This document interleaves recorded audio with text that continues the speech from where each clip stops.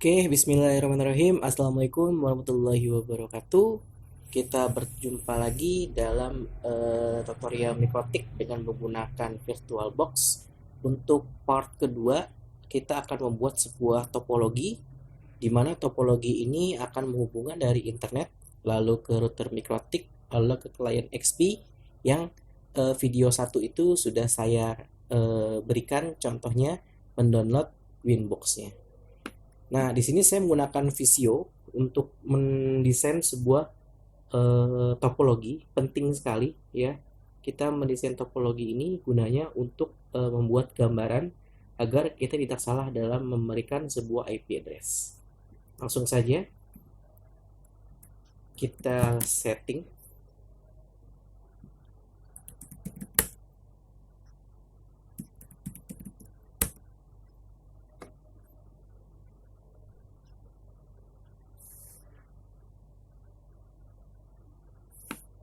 Oke, di sini ada internet. Lalu internet itu pasti dia butuh yang namanya modem. Pasti ada modemnya. Lalu di sini saya punya satu buah router, yaitu mikrotik yang saya gunakan. Lalu di sini ada sebuah switch seperti biasa untuk membagi akses jaringan atau network. Selanjutnya di sini saya menggunakan PC atau Windows XP yang pertemuan 1 sudah saya ajarkan. Bagaimana cara mendownload VirtualBox. Oke, selanjutnya kita koneksikan dari internet menuju ke modem. Dari modem di sini menuju Ether 1 ya.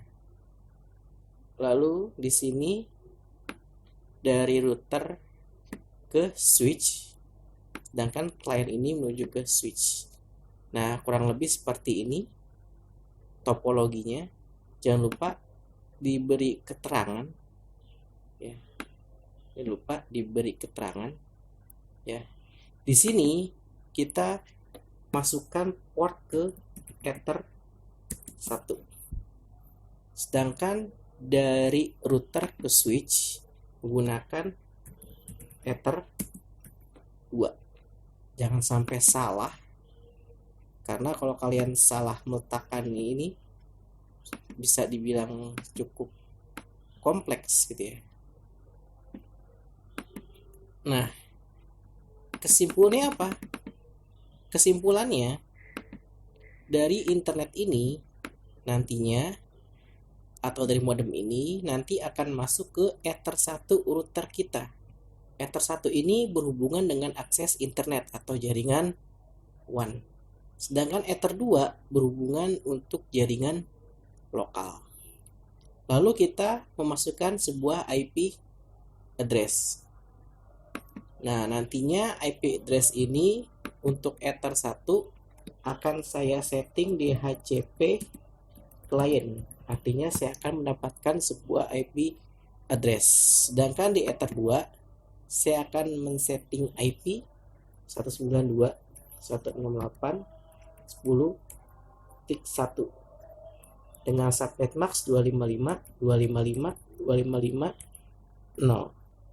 Oke, selanjutnya dari topologi yang ada seperti ini, kita akan memberi IP untuk klien. Jangan lupa kita akan memberikan IP untuk klien. Saya rapikan dulu.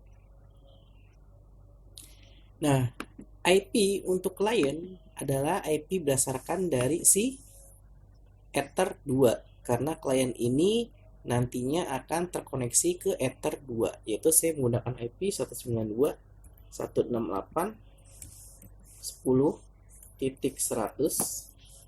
Subnet maxnya 255.255.255.0. Jangan lupa kita tambahkan gateway-nya, yaitu gateway itu adalah alamat IP Ether 2, yaitu IP-nya si router, yaitu 192.168.10.1. Oke, Kalau sudah seperti ini, sudah ada IP address dan juga ada Ether 1, Ether 2. Nah, ini adalah topologi yang kita gunakan untuk mengkoneksikan antara internet, router, lalu ke klien. Selanjutnya, pada VirtualBox ada settingan tersendiri bagaimana cara membuat seperti ini, ya, seperti ini. Pastikan kalian sudah menginstal atau sudah menginstal OS Mikrotik-nya. Selanjutnya yang perlu kita perhatikan adalah setting network seperti ini. Nah, dari gambarnya kita akan konversi ke virtualisasi di mana Ether 1 dan ada Ether 2. Nah, Ether 1 ini istilahnya adalah sebagai adapter 1. Jangan lupa kita pilih NAT ya. Kita pilih NAT karena dia akan terkoneksi ke internet. Lalu adapter 2-nya kita checklist. Lalu attach to-nya kita pilih internal network. Lalu namanya sudah default ethernet. Lalu advance-nya allow all. Nah, ini adalah setting yang wajib hukumnya, di mana adapter 1 ini adalah NAT ya. Sama aja istilahnya untuk Ether 1 ini adalah untuk adapter 1. Nah, ini adalah secara virtualisasi. Nah, ini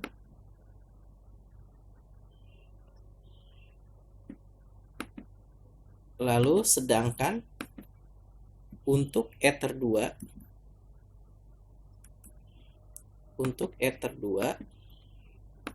ntar saya copy dulu. Untuk Ether 2 ini kita beri nama adapter 2 dalam virtual box-nya sehingga didapatkan seperti ini. Adapter 1 NAT untuk Ethernet dan adapter 2 adalah internal network. Kalau sudah di oke. Nah, selanjutnya sekarang kita start atau kita mulai.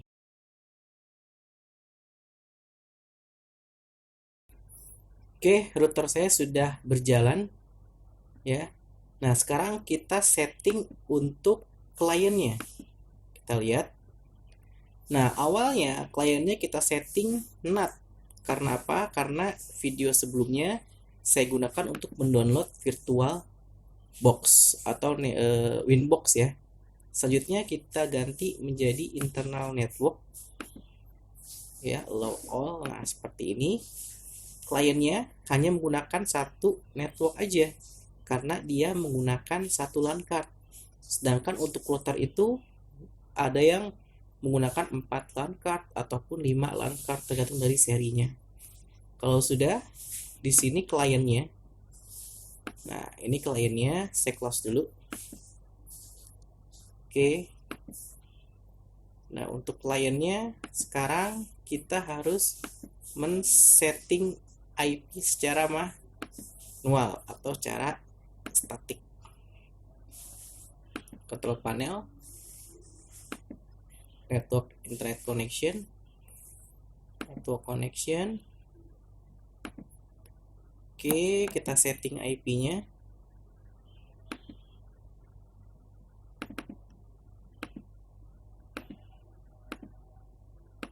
Static 192.168.255.192.168.10.1. DNS-nya kita isi aja supaya dia bisa membaca domain 8844. Lalu kita oke, lalu kita close. Oke, di sini virtual saya berjalan dua-duanya. Saya punya routernya sudah berjalan, lalu kliennya juga sudah berjalan. Yaitu sekarang kita akan coba men-setting atau meremote si router kita dengan menggunakan klien XP. Nah, ingat ya, di sini kelebihan dari Winbox, kita tidak perlu men-setting IP antara kedua device. Karena apa? Karena dia bisa membaca berdasarkan MAC address. Ingat, tanpa men-setting IP, kita bisa gunakan Winbox asalkan kita menggunakan MAC address. Nah, ini adalah MAC address-nya. Sudah record, bisa kita klik, masuk, loginnya admin, passwordnya kita kosong, lalu kita connect.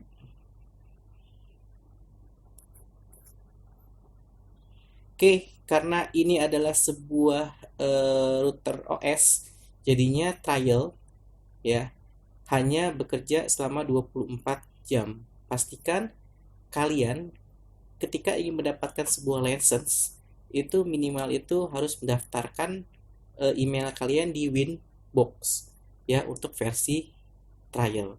Selanjutnya di OK. Nah, di sini sudah bisa kita tentukan atau bisa meremote untuk server kita, untuk router kita. Di sini saya masuk sebagai admin dan juga menggunakan MAC address. Ya, ini adalah seri untuk kali 86 atau untuk yang berjenis OS router. Selanjutnya kita ke setting IP address, lalu IP, lalu address. Nah, yang kita masukkan cukup IP Ether 2, yaitu 192.168.10.1. Ya, jangan lupa slashnya 24 karena untuk menentukan subnet max-nya. Kita letakkan di Ether 2, lalu di apply, lalu di OK. Cukup di Ether 2 saja. Kita lihat di skema yang sudah saya gunakan nih. Ether 2 192.168.10.1 sudah saya buat. Sekarang kita akan membuat Ether 1 sebagai DHCP client. Maksudnya apa DHCP client? DHCP itu ada dua, yaitu ada DHCP server dan juga DHCP client. Di sini ada sebuah modem. Modem ini termaksud DHCP server karena dia memberikan IP kepada si router. Sedangkan router menjadi DHCP client karena dia menerima IP yang diberikan oleh si modem. Berarti sifatnya dynamic bukan static. Ingat, sifatnya dynamic bukan static. Nah, selanjutnya kita bisa menggunakan IP lalu DHCP client. Sangat mudah, tinggal tambah plus saja. Di sini interface-nya kita masukkan Ether 1.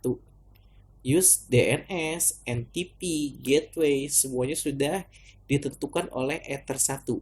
Jadinya, ketika kita menggunakan DHCP client, kita tidak perlu men-setting gateway karena semuanya sudah diatur, semuanya sudah diberikan oleh si modem. Lalu kita apply, lalu kita OK. Nah, lihat di sini Ether satunya sudah mendapatkan IP otomatis 10.02.15. Lalu kita IP address, kita cek lagi. Nah, sekarang sudah ada Ether 1 saya dengan kondisi dynamic. Ya, artinya apa? Dia mendapatkan IP otomatis dan Ether 2-nya sudah ada. Nah, selanjutnya kita coba cek ya. Kita coba ping ke Google. Nah, router saya sudah mendapatkan koneksi internet dari Ether 1. Ingat, di sini kita tidak perlu setting gateway karena semuanya sudah diberikan oleh si modem. Nah, ini ya, sudah diberikan oleh modem ini. Jadi Ether 1 ini sudah terima enak aja, sudah terima jadi karena diberikan IP-nya oleh si modem. Nah, selanjutnya Ether 1 sudah mendapatkan internet. Lalu bagaimana dengan klien? Kira-kira klien bisa nggak nge-ping ke Google? Nah, coba kita buka CMD. Nah, kalau kita ingin mencoba ke Google, pastikan kita harus step by step. Router ini klien saya terhubung ke router Ether 2. kita ping dulu ke 10.1. Berarti ping 192.168.10.1. Sudah bisa saya ngeping ke router. Selanjutnya coba saya ping ke Google.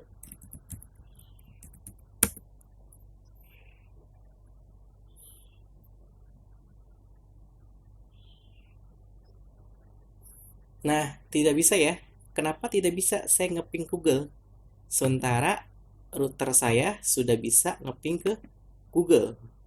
Nah, seperti ini penjelasannya. Internet sudah dapat diakses oleh router saya. Artinya router saya sudah bisa ngeping ke Google. Sementara klien saya tidak bisa mengeping atau koneksi ke internet. Karena apa?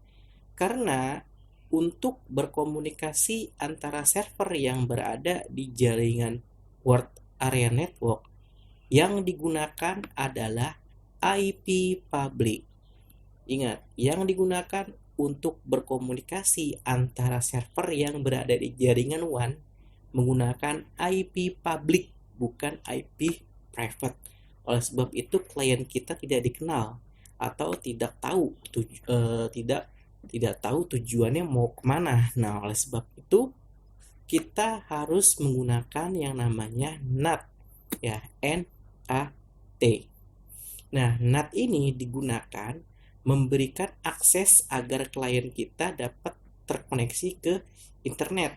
Artinya, nanti klien kita ketika ingin mengkoneksikan atau mengunjungi server yang berada di luar sana menggunakan perantaranya IP publiknya si modem ini, seolah-olah antar server jaringan WAN taunya yang merequest sebuah paket adalah IP public. Nah, namanya IP NAT. Nah, selanjutnya kita akan coba mengaktifkan untuk NAT-nya. Ada IP lalu di firewall. Nah, lalu ada NAT, ini dia. Ada NAT, kita tambahkan NAT-nya, generalnya search NAT, ya, out interface-nya dari Ether 1. Ya, lalu jangan lupa action-nya kita ganti masquerade. Lalu apply, lalu oke. Nah, di sini sudah berjalan NAT-nya. Sekarang kita cek lagi apakah bisa ngeping ke Google. Lihat, sudah bisa, sudah diizinkan, klien saya sudah bisa ngeping ke Google. Artinya network saya di sini sudah bekerja dari jaringan lokal menuju ke router, lalu bisa akses ke internet. Sekian untuk video kali ini. Part kedua, bagaimana cara mengkonfigurasi router MikroTik dengan menggunakan klien VirtualBox, lalu menggunakan koneksi internet dari klien, lalu ke router dan ke internet. Bila ada pertanyaan, silakan mengisi kolom komentar. Terima kasih perhatiannya. Assalamualaikum warahmatullahi wabarakatuh.